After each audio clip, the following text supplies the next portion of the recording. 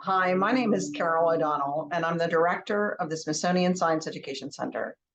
The secretary of the Smithsonian Institution, where I work, Secretary Lonnie Bunch, is a lifelong educator who has dedicated his career to diversity, equity, accessibility, inclusion, and belonging. His grand challenge in education is to answer this question: how do we dismantle structural and systemic racism and ensure that all children gain a world-class education, especially over the past few years when access to education has been disrupted and resources allocated for education have been dramatically reduced. At the Smithsonian, we believe that in grades pre-K through 12, that we must ensure equity in education, whether in science education, math education, STEM, or the education of history, art, and culture. To ensure equity in education, the following has to be true. The principles of diversity, equity, accessibility, inclusion, and belonging must be integral in the conception, design, and implementation of all of our work. Second, our work must be contextualized to the communities and relevant to learners. Third, the learning experiences that we create must be centered on the whole child and culturally respectful and appropriate. Fourth, our work must include multiple vectors addressing community, family, and school, serving students both in school and out of school. And our long-term goal must be to translate the outcomes of diversity, equity, accessibility, inclusion, and belonging into social and economic outcomes for youth. So along with my Smithsonian colleagues and in partnership with others, we've been able to support school districts as they ensure diversity, equity, accessibility, inclusion, and belonging in pre-K through 12 STEM teaching and learning. For example, with Horizons Greater Washington and with support from Affinno, we've been able to provide summer STEM programming to students in the Washington, D.C. area to reduce the summer skills learning gap. Through a partnership with Johnson & Johnson's Women in STEM initiative, we promote young girls' interest in STEM to prepare them for the future STEM workforce.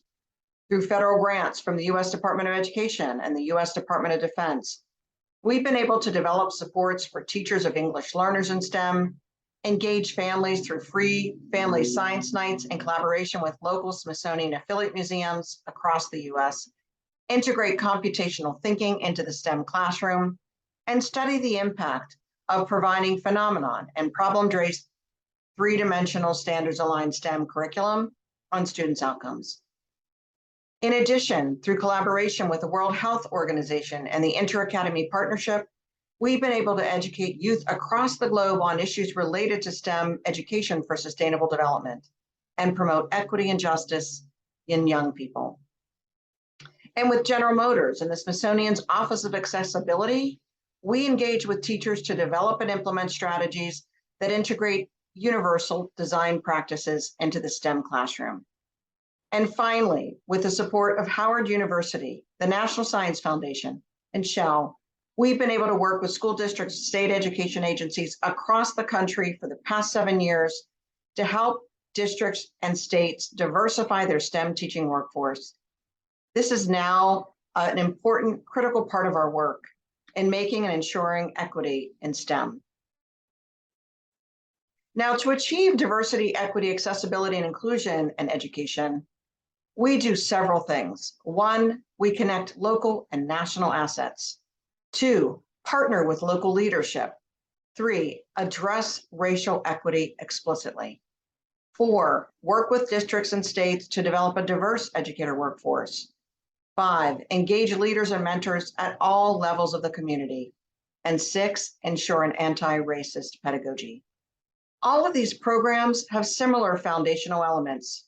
We start with a problem of practice, whether it's ensuring that STEM is accessible to students with disabilities or ensuring our STEM workforce of teachers is diverse. We must have equitable opportunities for promotion to leadership roles, whether it's for teachers or young students entering the workforce. We then identify experts in the field who can serve as our advisory committee. We bring these experts together to advise us and identify the research in the field case studies, and best practices. This culminates with a public shareable document that we've shared with SEAs, state education agencies, and school district leaders and teachers to advance practice. Next, we convene schools, districts, state education agencies who apply to come to a free summit or institute where teams of 5 from each region are able to develop a logic model, action plan, or strategic plan to address their problem of practice, goals, activity, owners, resources, and outcomes, including both short-term, midterm, and long-term metrics.